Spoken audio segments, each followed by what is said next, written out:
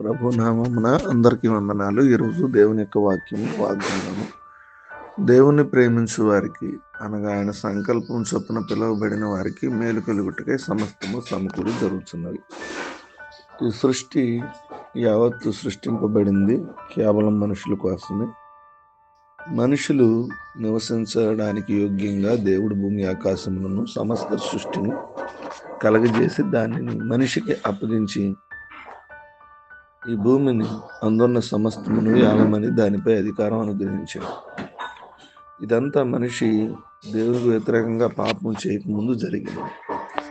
దేవుడు తనని ఎంతగా ప్రేమిస్తున్నాడో కేవలం తన కోసం ఈ సృష్టి మొత్తాన్ని చేశాడని చేసుకోకుండా కృతజ్ఞత లేనివాడే దేవుని ఆజ్ఞను మనిషి ధిక్కరించాడు. పాపం చే ప్రతివాడు ఆజ్ఞ అతిక్రమమే పాపం.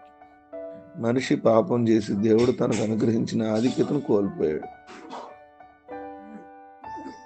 పాపం వలన వచ్చే జీతం మరణం కనుక మరణాన్ని కూడా కొని తెచ్చుకుంది. అందుకు కారణం దేవుడు తనకు ఎంతగా ప్రేమిస్తున్నాడో ఆలోచింపగా అర్థం చేసుకోలేకపోవడం.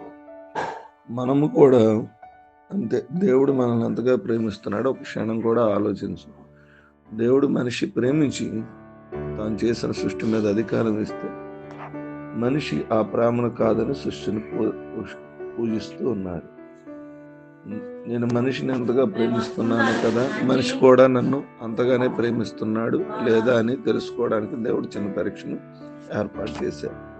ఈ దేవుని బిడ్డలారా, దేవుడు సమస్తమును సమకూడి మనకి ముందుగానే ఏర్పాటు చేశాడు మేలు జరగడానికి.